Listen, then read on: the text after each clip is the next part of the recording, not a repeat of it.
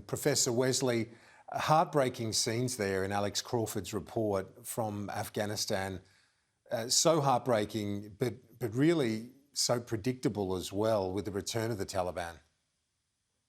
Really hard to watch, Kieran. A terrible, probably, the greatest humanitarian tragedy on the planet at the moment, and getting worse. The UN is predicting that if things don't change in relation to Afghanistan, 97% of the population of that country will be, by mid-year, living under the poverty rate of $1.90 a day. And you're seeing all of those sorts of starvation. I think the international community is really at a tipping point here. Understandably, when the Taliban came to power, they were reluctant to recognise that regime, and of course, they froze a lot of the funds of Afghanistan, and of course, curtailed aid payments as well, and made them very conditional. But so the question is, do you continue that particular line of policy towards Afghanistan and watch this incredible humanitarian catastrophe continue? Or, as a number of people are starting to argue, does the international community unfreeze Afghanistan's funds and start increasing the flow of humanitarian aid, getting that economy starting to move again, and allowing essential supplies, aid, and allowing people to actually earn a living and get back on their feet? The precarious standoff on the border with Russia and Ukraine continues. What's your read on the situation? Oh, look, it's a dangerous situation. The Russians continue to pile on the pressure. We're seeing quite extensive military, exercises taking place in Belarus at the moment. Of course, right on the borders, not only of Ukraine but also Poland and Lithuania, and the deployment, I think, of US troops to some of those Eastern European countries is an entirely wise and sensible move.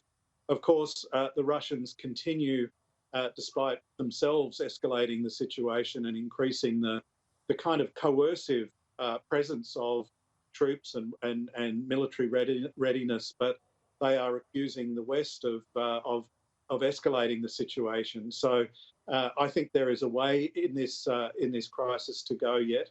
My own sense, Kieran, is that it is probably unlikely. It would be a very costly move for Russia to send regular troops over the border into Ukraine.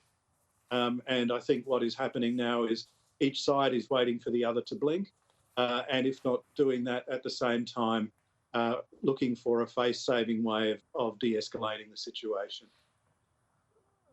Let's turn our attention to China. The arrival of the new ambassador, an olive branch, extended in terms of his language, a departure from the wolf warrior approach of his predecessor. The Prime Minister, though, his language last night on Sky News, he's not willing to, embrace any rapprochement just yet. He's saying, the quote, in national security, there are really only two courses you can go down. You can appease or you can stand up for what you believe in.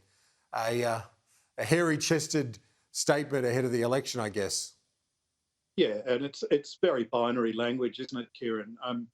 What I've been calling for a while, as have a number of people in this country, is not a kind of a Manichaean binary approach to it, but a pragmatic approach to it. I think it is extremely interesting that China has softened its approach, and I think some of the ambassador's language is very much looking for an opening for the establishment of a pragmatic dialogue. What really worries me, Kieran, is that with a very tight election approaching, that the issue of Australia-China relations will become one of partisan point scoring. That is not in the national interest, and I think, at least I hope, that people within government are looking at really practical ways to start to establish at least a dialogue with with the Chinese government, which we haven't been able to have for well over 12 months. Well, and as Andrew Clennell and I've been saying for many months now, it's one thing to have a border, a border and security issue on boats and refugees, but a behemoth like China, it's not going anywhere. Absolutely right. And the fact is, Kieran, that China remains our most important trading partner. That reality isn't going to go away. So, it is going to be an extremely uncomfortable relationship if we have a permanently estranged political relationship with our biggest trading partner. And let's face it, the most significant country, great power in the Asian region. It's not only about bilateral relations, it's about Australia's ability to operate effectively in its own region, because most other countries in the region have a very significant relationship with China as well. So this bilateral standoff with China is complicating the rest of our foreign relations, and we need to work it out, and we need to put it on a more pragmatic footing. Professor Wesley, Vice-Chancellor International, Deputy Vice-Chancellor International, I should say, at University of Melbourne. Thanks as always. Talk to you soon. Thanks, Kieran.